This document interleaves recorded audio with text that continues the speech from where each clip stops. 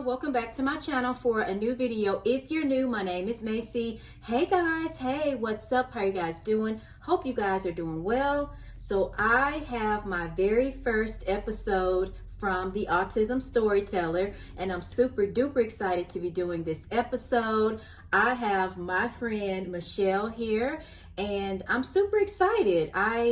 We've been knowing each other now on YouTube for about 3 years. And we just started talking, and I started following her channel. And also, she has a son on the autism spectrum. And of course, that really intrigued me because, as you guys know, I have a son on the autism spectrum. And so I am super excited to be getting into this conversation with Michele today. So let's get started. All right. So the first question that I have is, tell me about yourself, whatever you're comfortable with sharing. Just let us know a little bit about you. So my name is Michele Bradford. On YouTube, at one time, I was known as Casey Detox Diva, but I am kind of phasing out that part of my life and starting new chapters. I am originally from Kansas City, so most people, because I live in Florida, Tampa, Florida now, so most people call me Casey because I'm from Kansas City. And also, the Detox Diva piece of that from Casey, Detox Diva, had to do with detoxification of mind, body, and soul. Mm-hmm. And the diva part is not a diva, it's a diva of mind, body, and soul. So I use that as a way to be able to inspire, encourage, and motivate people. Mm-hmm. I'm still a motivator. Things are just changing a little bit for me in the dynamics of how I motivate and encourage. I've been wanting to open up a nonprofit for a very long time to be an advocate for other people. It's a natural thing, something I was born with. It's a gift from God because people always say, wow, how do you know these things? And I know that they're God-given gifts. So I have two sons, 25 and 26. The youngest one is the one that's on the spectrum, but I believe my oldest son he's on the spectrum as well. And it's come out some years later that I believe he's never been diagnosed, but he's definitely got 8 something. Mm-hmm. And so I'm just here to talk to you today about an adult child with autism and what I went through from the time he was born until now. Mm-hmm. And so to be able to encourage the parents out there that may be frustrated or they are at their wits' end, they don't know what to do, they feel like that there's no way out, there's no way up. And just know that the more you pour into your children, the more they're going to be able to be independent. You have to allow them to fall. You have to allow them to make mistakes. You have to allow them to get in trouble. You have to allow them to be responsible and treat them the way you treat your other children and not as a special case. Yeah, I definitely had to learn that. That's really, really good advice, because at first I would like coddle Caden and just be like, oh, he's got autism. But now it's just kind of like, okay, we just gotta treat him as far as like where he's at and just run with it. Okay. Exactly the way you treat your daughter, you have to treat your son. You can't have any special, and there's 2 reasons why you can't do special. Mm-hmm. For one, because the second one, the oldest one, can have resentment later on in life. So I've been dealing with that with my oldest son, the resentment, because he felt like my youngest son was more important. He felt like like my son was pretending or faking like he was, had issues, because he had a lot of behavioral issues as well. And so I didn't know some of the way my son felt, even though we went to therapy, family therapy, things like that. He never shared that. He kept it to himself. And then when he got older, he had a hard time. And so right now he's having a hard time with things that happened years ago. He's still dealing with that. Wow. So what were some of the challenges? Well, wait a minute. Oh, how did autism impact your life? That's a really heavy question. It's a heavy one. And it's a long story because I mean, I had heard of autism. I had heard of people. I didn't have anybody in my family that was diagnosed, but I didn't even know anything about it like in that way. Most of my understanding came from me reading, my son, and me trying things, not reading to, different things to try, but I would just try stuff and things I really honestly believe that this was definitely God led because I didn't know what I was doing. Yeah. And just so you know, I've been sick my whole life. I got hit by a car, thrown up in the air, and landed on the vehicle. Had a body cast, and so from the time I was 6 until now, I still struggle every day with pain and different things like that, different parts of my body. And so at that time, when my son was conceived, I shouldn't have had no baby. The first baby I had kidney failure. I had a lot of issues, and so when I got pregnant with him, I had a lot more issues. When he was born with hypercell, think autism. I just didn't know what it was. But that's when autism was introduced to me after he was tested. So before he was tested, he actually went to this school, and you can understand, and any parent out there that has a child with autism can understand this situation. One time he tried to jump over the atrium, and they thought he was trying to kill himself. He was trying to kill the noise because it was so much. It was so loud. Everything was just so loud. And I had been trying to get him help, being a single mother on a limited income, no funding, no grants, no nothing. And I had a hard time. And working in the medical field, something said, take him to the hospital and get him admitted into getting admitted on the child psych ward. Because if you do that, you get benefits immediately. Yeah. I had been waiting months and I just wasn't getting any help. So I took him in, he got assessed, and he was able to get services within that week.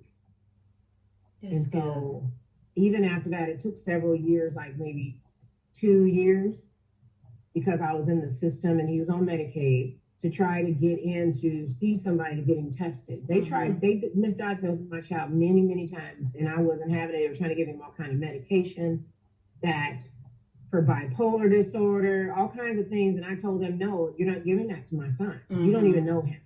You know, I'm not doing it until we get some kind of testing done. I'm not doing it. And so the place that I was taking him to, they wouldn't do testing. So I took him on my own dime. I paid for it and took him to a place and got him tested. And it came back. He had autism, OCD, ODD, mood disorder. And he also was highly allergic to red dye, any kind of dye. It takes a long time, a lot of stalling. How long did it take for you guys to get him diagnosed? Well, surprisingly, it took about 6 months, and some places a year, because many kids are, they got. When you low income and you're on a sliding scale, and you're on Medicaid, it was like. It just, I don't know, they just wouldn't do anything. Right. And what is your advice to other people that has just started this journey? And because it's a plethora of information out there, what would you say to somebody who has just been handed down an autism diagnosis? Well, I have all these different thoughts in my head. I know, right? It's a lot. It's well, I just saying from a single mom's perspective, you're already your kid's voice. Both parents. I don't know if the father's in the picture or whatever, but being your kid's voice, you have to be an extra voice. For your child that may not have a voice. My son he didn't talk for a very long time. And so you are your kid's voice. You are the one that advocates for them. You have to speak. And never overthink it. Never. Always go with your gut. because there are nonverbal cues that your kids have. You know your child, if they're uncomfortable, if they're happy, if they're sad, if somebody's hurting them, even if they can't talk, you know as a parent. So go with your gut and don't let anybody try to gaslight you about your child's medical condition and their advice. If the advice from that doctor does not sound right, don't take it. Go somewhere else. And always get a second, third, fourth, fifth opinion. My son, I took him to multiple places before I landed on this place. And when I say we had an autism specialist, she retired right after my son became of age. She retired, but we were blessed to have her. And that same organization, I worked for them, and I was able to get him his testing there at the same place. Everything. Wow. So just don't give up. Throw everything you can at the wall and see what sticks. Because even that one thing that you don't think is going to work is going to be the one thing. I have one situation like that. IEP. Yeah. You gotta come back. We gotta have you back on this to talk about that, because that is a whole nother one. So how is your son doing today? Baby girl.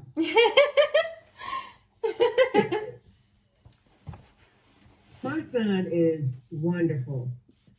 He is awesome. And I should have sent you a picture of him. That's I'm going to send you one right now, a text message, because I want you to share. It's a picture that I took while we were on. It's nothing major, but I took it when we were on FaceTime. Oh. And yeah, so I took it on FaceTime, and yeah, so it's not I have some better pictures. Maybe I'll bring one next time, but that one is one I just took with him when he was on FaceTime, and he knows that he's on a spectrum, but he's using his strengths. Like, he's an artist. Yes. He loves to sing and rap. He loves to draw. Because of that, he's a sous chef at a restaurant. He always loved to cook because he likes a beautiful plate, something beautiful about the plate. Oh. He actually has a girlfriend that they're serious. They live together, and she's really good for him because she understands his autism. Yes. And she's very empathetic with his situation and has a lot of understanding. And she meets him where he is. My son meditates, him and his girlfriend. Oh. Their whole house is full of flowers and dogs and beautiful things. And he does most of the cooking in the household, so it's organic. She makes sure he takes his supplements because she's into the metaphysical as well. And he had a mother that was into metaphysical. So when we have our conversations, it's just so amazing. I think about this child that could not speak. He was mean. His nickname was Meanie.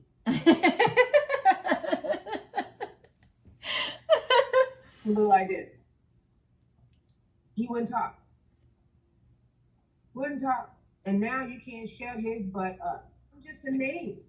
Even after all these years, and as I talk about it and I think about it, because sometimes it's pushed down because you think about all these other things, but I'm thinking about it and I'm going,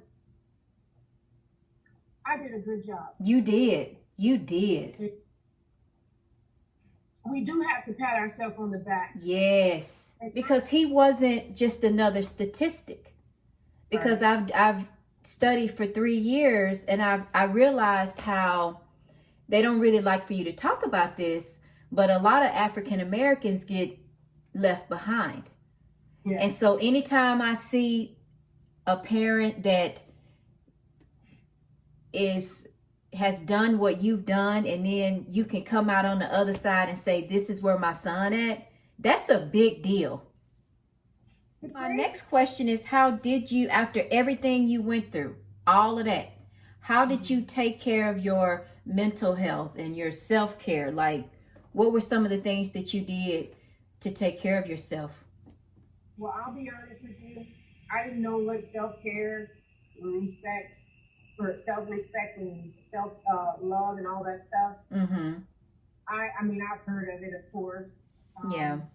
I know it. I live it, but there's a lot of things that we accept that are not to be accepted.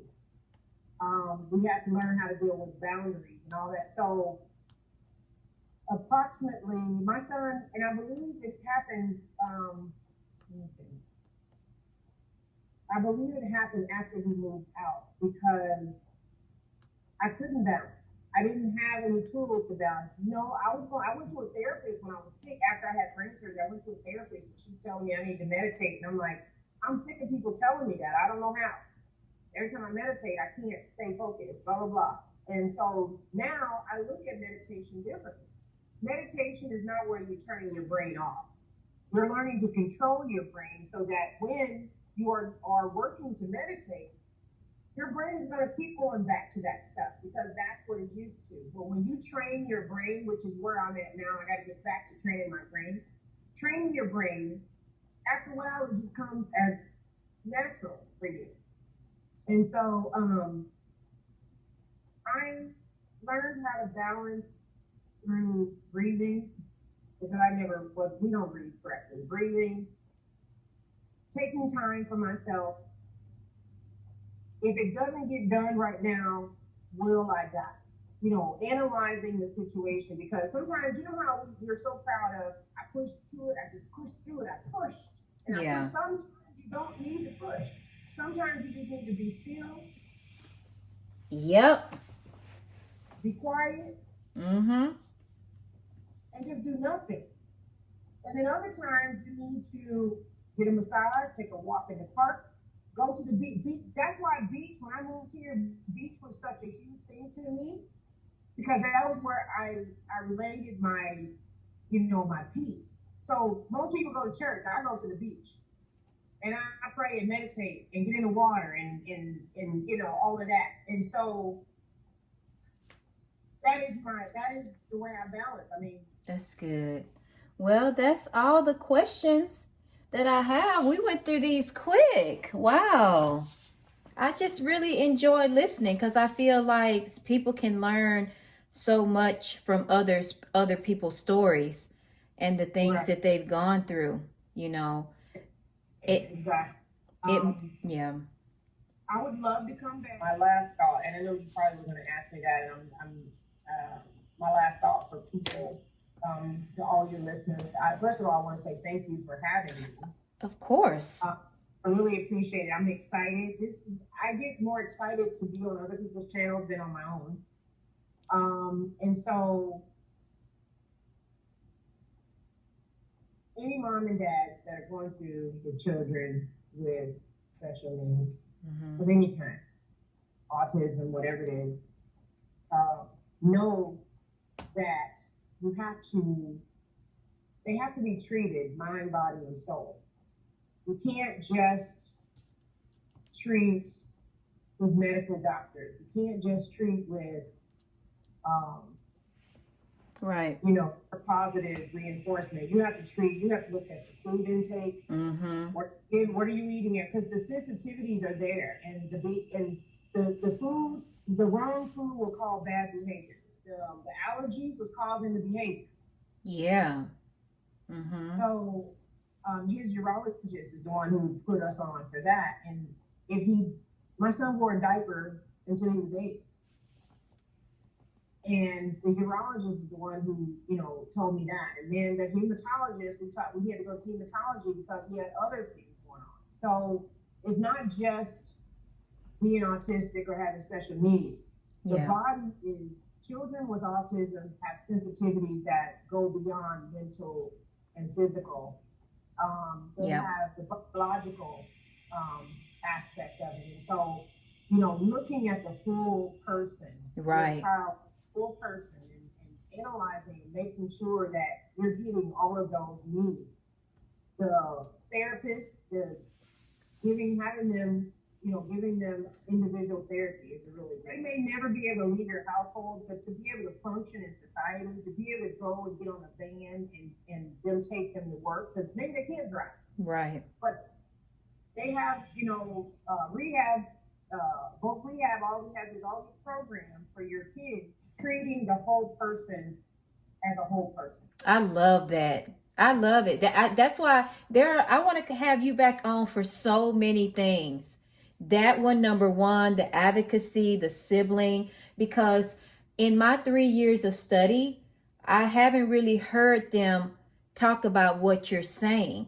But I've lived through that where it's like, okay, you can't just focus on the autism and the medical. Like, you have to treat the whole individual. And I think I may have had one class where we talked about that and then moved on to the next thing. But it was like, I want to know more about that. I have been lied to because I don't know if they just assumed that I didn't know the law. I don't know if they didn't know that I knew. But it's amazing how they will treat you. But, you have given some really good, this is some good stuff, y'all. Y'all hear me? This is some good stuff. I hope you all have taken notes on this, because you're not going to hear this. You're not going to get this anywhere. They're not going to teach you. A lot of stuff you just have to learn on your own. So this is good. Okay. Guys, if you have not subscribed, if you are here on her channel, if you haven't subscribed, she has some wonderful, amazing information, and she has a beautiful soul. Oh. And she is a good person to watch and to learn from. So make sure you subscribe. It's free. It's free. I know she shares about her going to school. She's so humble, so she's not gonna tell you guys everything. But just know that May is a hard worker. She's a awesome mom, and she's trying to make a difference in other people's lives. So share her channel. Click that share button and click it and share with other people, because I'm sure there's people out here in this world that have children with autism, and it doesn't even have to be autism. It can be any kind of special needs. That you can learn some kind of, something to help your child, to help your family. And so all we are is trying to be resourceful and share what we have learned that helps us. I think being in the trenches and knowing and relating is better than any teaching anybody could ever do for you. So share your knowledge, stop being selfish. And if you know someone that has a child with autism or special needs, share her channel, because she gives awesome nuggets, and she can help you, your friends, your family, and anybody else that's dealing with a child that's on the spectrum. Oh, thank you. I appreciate it. Yes, it's because the final thing I want to say is that I'm grateful to you, because I think once we connected and I was able to learn so much from you, it gave me confidence.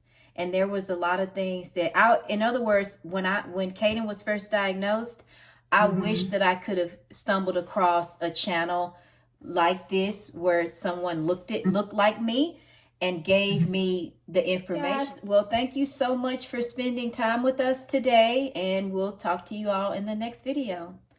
Peace out, guys. Bye, guys.